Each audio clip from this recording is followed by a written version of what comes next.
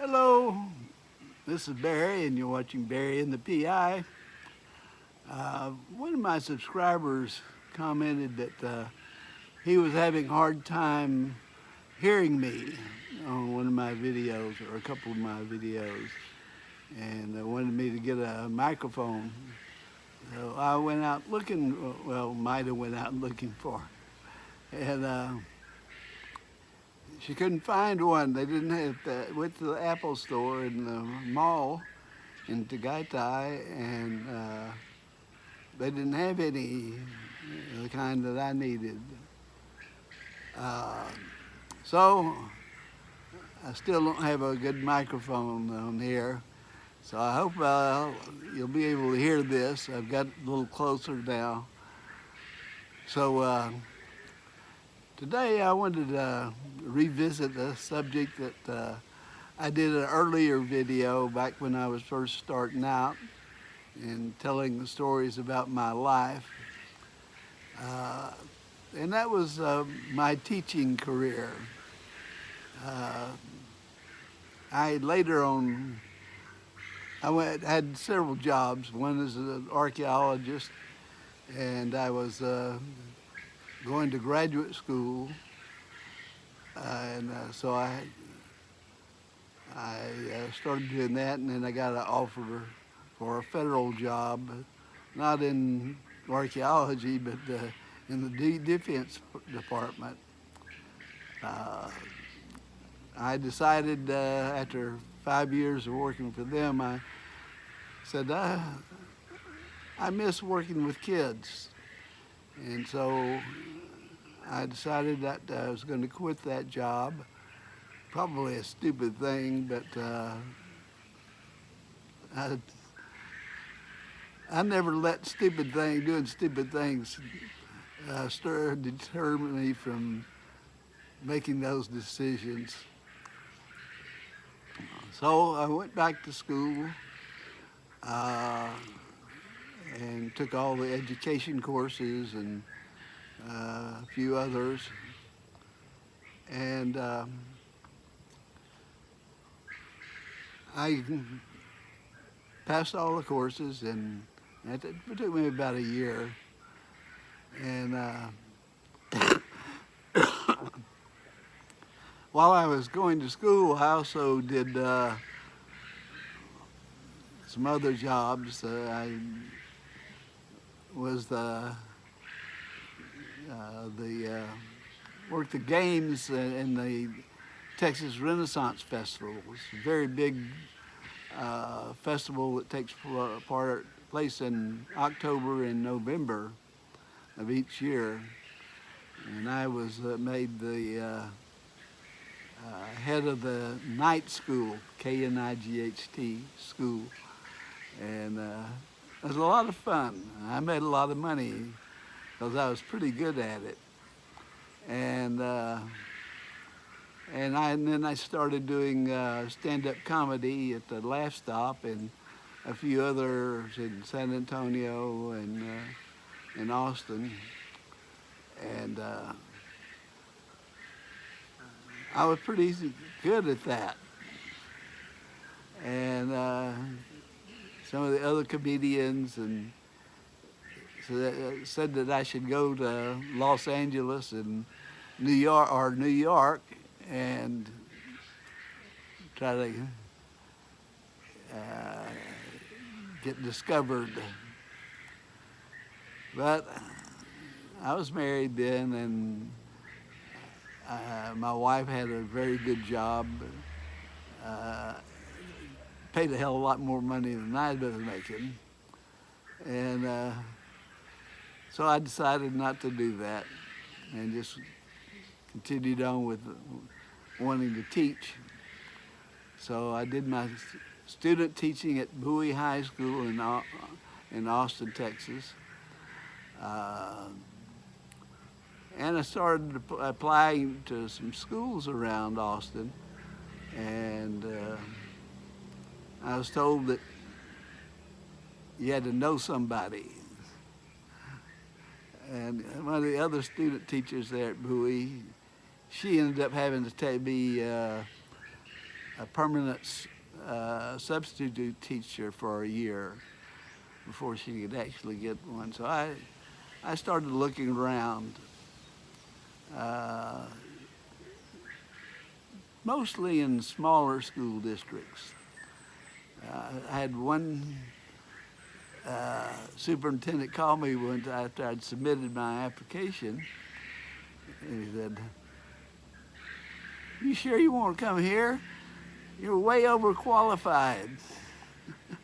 So I didn't follow up on that, never interviewed. But I noticed there's a school, an opening for a social studies teacher in Eagle Pass. And I said, "Oh, that's down on the border of Mexico and Texas. That might be pretty cool." And so I went and interviewed there, and they hired me. And so I packed up and moved to Eagle Pass, Texas. Now, Eagle Pass is maybe 30,000 people. It's primarily a Mexican-American community. Most of the people are Mexican-Americans, but they also, that's where the reservation for the Kickapoo Indians, they were given a reservation after camping out under the bridge for years. And so I had Native American kids and Mexican American kids, and also it's a population of migrant farm workers. And these are kids that their parents, and they pack up every year,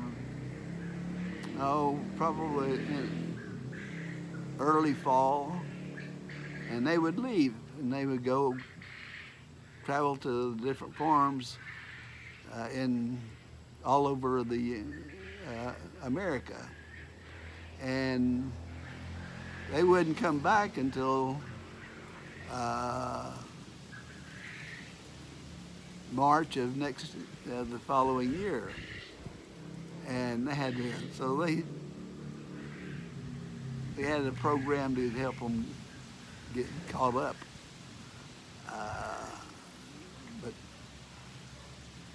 So this is a poor community, and the schools had some behavioral problems, and I came in there, and the students liked me. I could make them laugh. I use humor a lot in my classes, and so I began there. It was crazy. Now I was about 40 years old when I first went into teaching, and some of the girls there were very flirtatious, and they would speak up sometimes, and which the other kids would all laugh.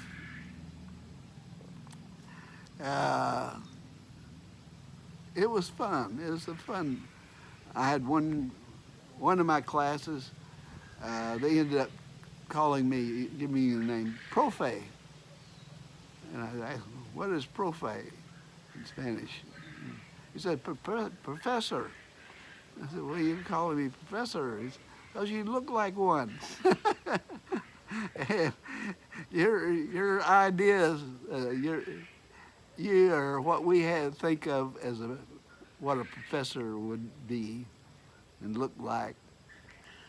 So they called me Profe. And I had one kid, the next year he came back for a visit after school, And he said, "Are you still using those big words in your classes?" I said, "Yeah. You got to get y'all knowing, improve your vocabulary." But the weird thing about Eagle Pass School District, there's been they call teachers sirs. If you're a female, they'll say ma'am, but they say sirs. And I took my kids out on a field trip one time. We went over to Judge Roy Bean's place and out to Amistad, Lake Amistad, which is a lake on the border of Mexico, and part of it's in Mexico, part of it's in Texas. And when we were in Judge Roy Bean's place, which is a tourist spot, the kids they had all kinds of dioramas and stuff about the history and stuff. And the kids would call me, "Sir, sir, come here, look at this, sir, sir." And there are other people, visitors to the visitor center, commented to me, said, "You're certainly doing a good job. Those kids like you, and they're so polite." Not always polite in the classroom, but I thought it was funny. And so it was, I was very popular among my students. They would joke with me a lot. One afternoon, I remember I had, it was a big class too. I had over about 28 students in that class, and just before the bell was going to ring, they started acting up a little bit, and I said, "All right, now y'all better shut up, or just stay, keep your seat. You're not leaving now." And they quieted down, and then this one girl sat in the front row, and she was always flirting with me too. She lifted her hand up. "Okay, Angie, what?" And she said, "You sure are cute when you're mad." So, and everybody in the class started laughing, and I said, "I'll get out of here." And so it was crazy, but I loved my kids, and they liked me too. And I stayed there for about 3 or 4 years, I think. And then I went to, a friend of mine had told me about, Presidio. Presidio is a small town on the Mexico-Texas border, and it's also near my favorite place in the world, Big Bend National Park. And so I went out there, and I just stayed there 1 year because the pay wasn't as good as other places. And we talk about an eclectic band of teachers. It was myself and about 5 other teachers that were smokers. But they wouldn't let us, other teachers wouldn't let us smoke in the teacher's lounge. So we confiscated the room of the custodian. It had all the machinery and stuff for air conditioning and all that stuff in there.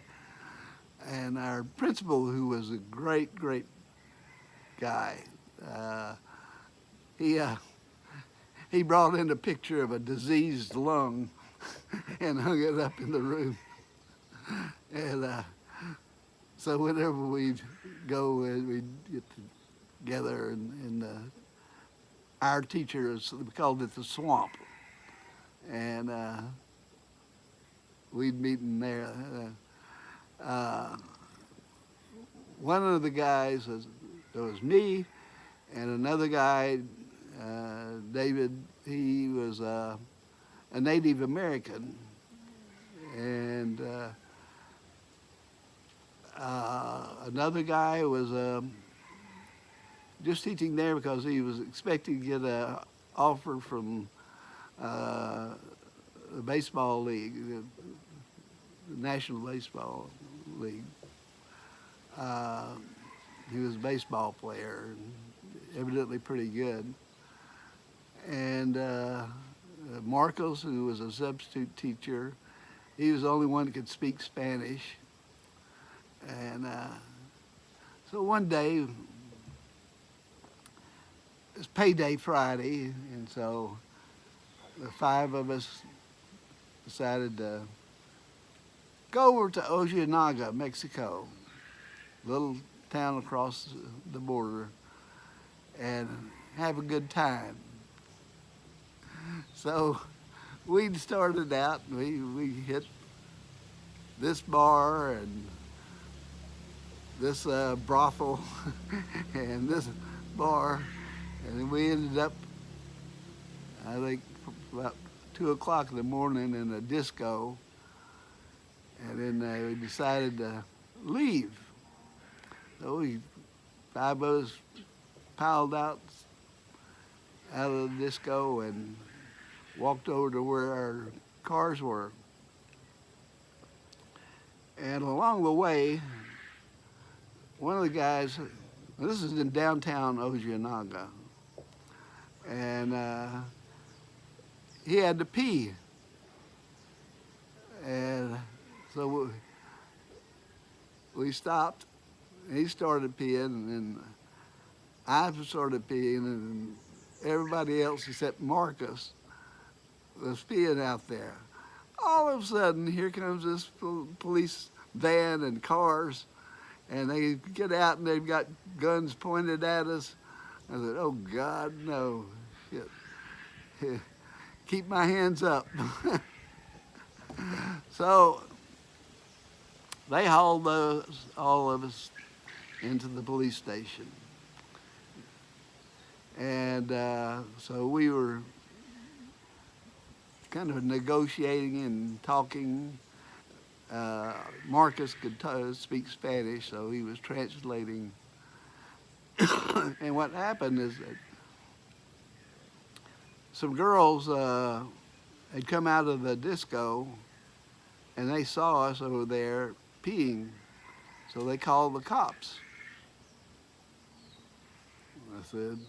I told the cops, I said, yeah, they saw our big American penises and got them scared them. The police laughed at that, and after that, things loosened up and everything. We negotiate how much money we got. Well, all we had was $50 between the five of us.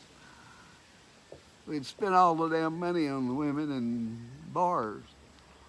And so we offered the $50. They were wanting $500.